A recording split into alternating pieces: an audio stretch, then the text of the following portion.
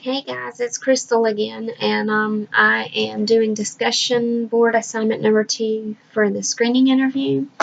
Um, the first one says to describe a type of group you can see yourself leading in the future as a counselor. Being I'm in a school setting for K2, it's a little different. I teach first grade, but I expect to deal with students that are kindergarten through second grade. And I guess the type of group that I would be seeing that I was thinking about would be anger management. And a lot of times when the kids come in when they're younger, they've not learned those coping skills of how to deal with emotions. And in this case, it would be anger. And how to respond when someone's bullying you or they are annoying you, or just different circumstances. And one of the things that like maybe a typical group of members, I thought about maybe doing boys versus the girls group and then maybe having some mixed groups in there for a psychoeducational group to teach them how to cope with their emotions, how to react with those emotions, and give some scenarios, some acting out, some role playing, and those types of things in those sessions.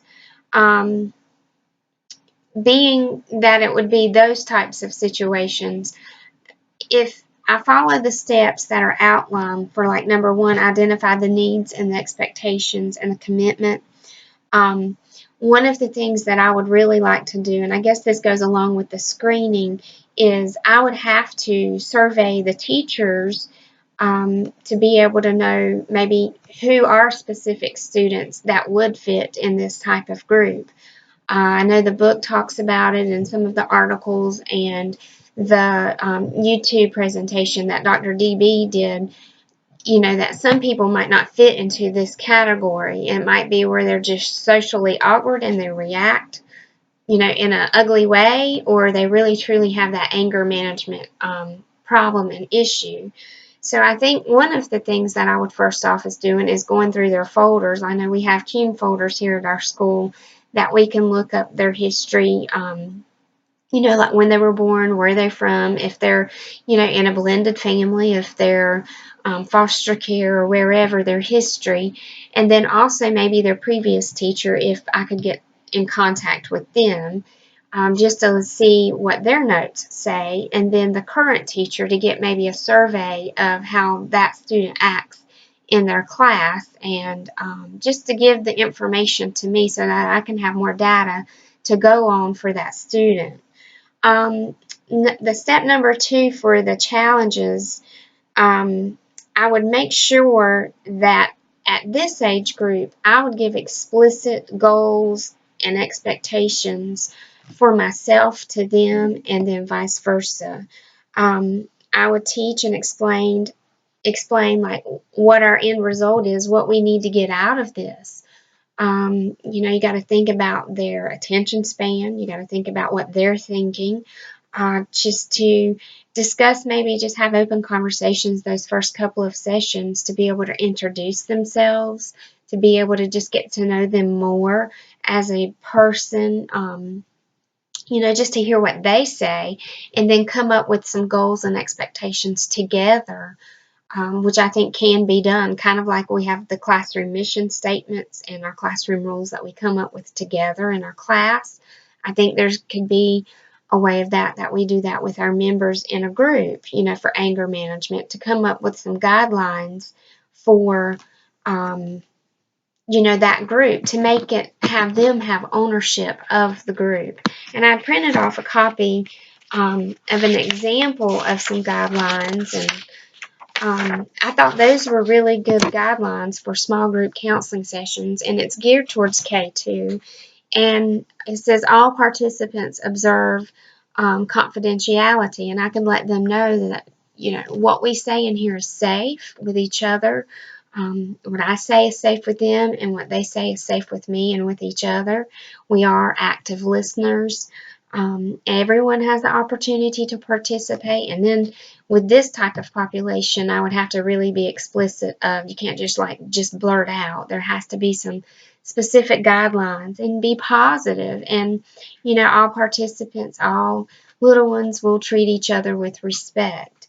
And I think to keep it with few simple, explicit guidelines with this type of age group would be best for them.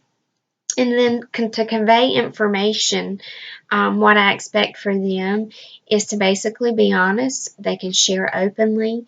There's no fear in coming in this group. We're all here. We all make mistakes. We all, do things that are wrong, but it's not like it's the end of the world. And I really have to get down on their level and their mindset in order to convey what I need them to understand, the information.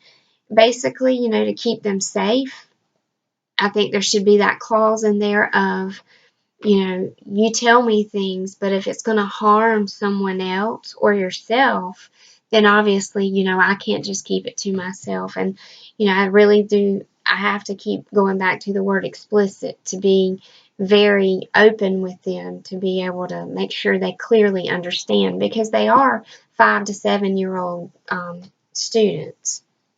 And then the screening process, as a whole group guidance counselor, I would like to go in the classroom of those typical students that I would be pulling into a group, and I would like to do a whole group guidance lesson and just maybe do an informal observation on the student that I think would be a good candidate, or the teacher thinks would be a good candidate for this group. And then that gives me some personal, informal observations that I can make for myself, and not just based on, past history of teachers or the current history and survey of a teacher. And then, just do that if I have around 6 members in the anger management group, it would be nothing but to go in there, maybe do a read aloud and a little activity for character education for that whole class group, so I can get more information just by informally observing that student's interaction within a regular classroom setting. I think one of the things that the population that I would work with in the setting that may present itself is I really need to watch, balancing my time, with their attention span, the engagement of activities, I think really need to be important and planned out and laid out.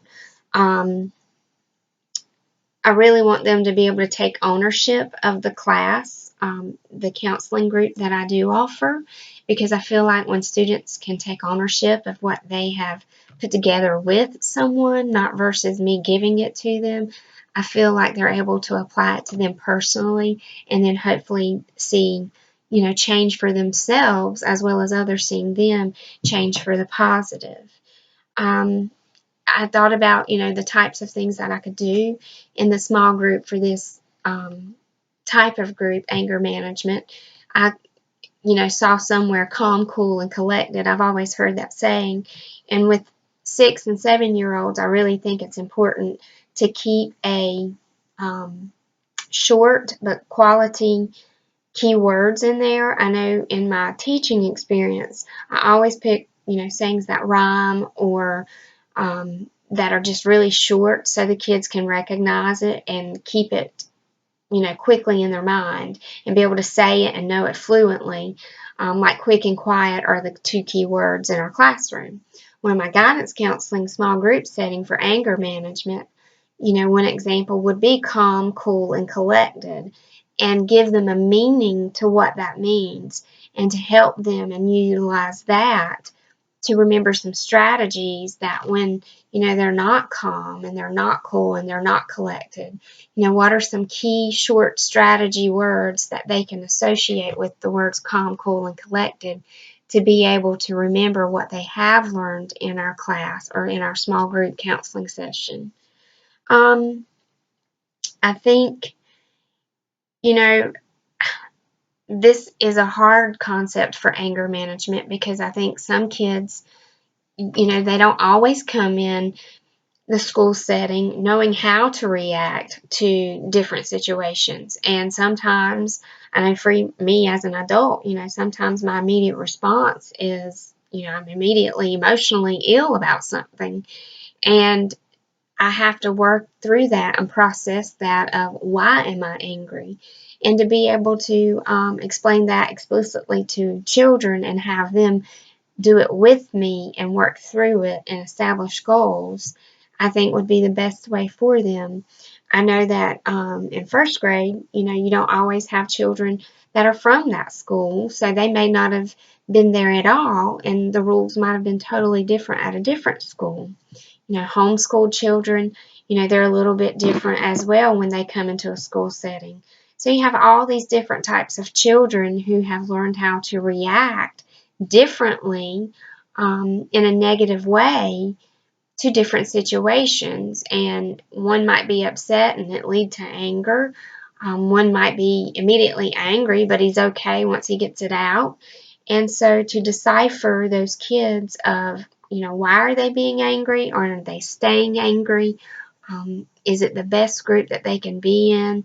I really have to kind of know the why behind the anger on a surface level in order to get deeper with them. So that's the type of group that I would lead. I think, I've covered all of those. Um, if you have any questions or comments, I would love to hear them.